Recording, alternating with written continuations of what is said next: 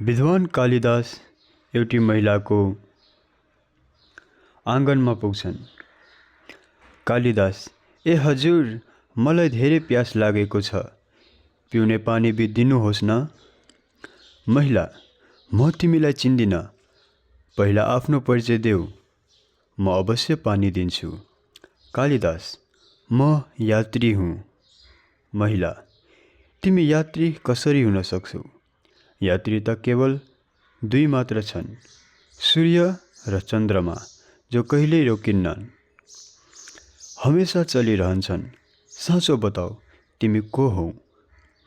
कालिदास, म पाहुना हुँ। महिला, तिमी पाहुना कसरी हुन्छौ? संसारमा दुई जना मात्र पाहुना छन्, पहिलो धन र दोस्रो यौवन। यिनीहरूलाई जान समय लाग्दैन। भन, को हौ तिमी? कालिदास, म सहनशीलता हुँ। अब त पानी दिनुहोस्। महिला, नाइ, सहनशीलता त दुई मात्र छन्, पहिलो धरती, जो पापी धर्मात्मा सबैको बोझ सहन्छन्, जसको छाती चिरेर बीज राखिदिँदा अन्नको भण्डार दिन्छन्, अनि दोस्रो हो रुख, जसलाई पत्थरले हिर्काए पनि मिठो फल दिन्छ। साँच्चै भन त, को हौ तिमी? कालिदास, म हठी हुँ। महिला, फेरि असत्य?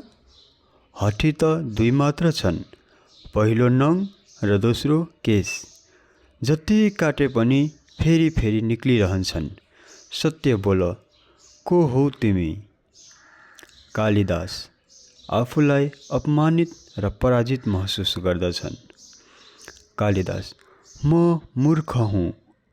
महिला, होइन, तिमी मूर्ख कसरी हुन सक्छौ?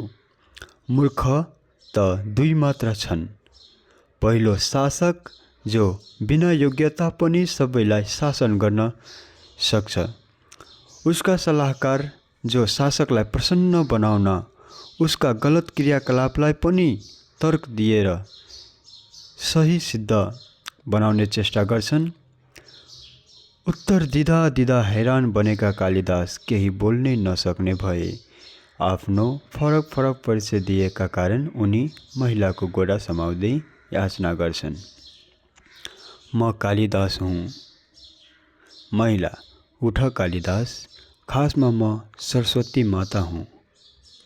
आवाज सुनेर माथि हेर्दा त साक्षात् माता सरस्वती त्यहाँ हुनुहुन्थ्यो। माता सरस्वती, शिक्षाबाट ज्ञान आर्जन हुन्छ, न कि अहङ्कार। तिमीले शिक्षाको बलमा प्राप्त गरेको मान र प्रतिष्ठालाई आफ्नो उपलब्धि मान्यौ र अहङ्कारको सिंहासनमा बस्यौ।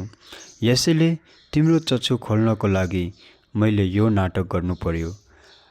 कालिदासलाई आफ्नो गल्ती महसुस हुन्छ र अन्ततः पानी पिएर प्यास मेटाउँछन्। त्यसैले विद्वता उप कहिले घमण्ड नगरौँ, घमण्डले विद्वतालाई नष्ट गरिदिन्छ। तस्बिर साजिद सङ्गम। धन्यवाद।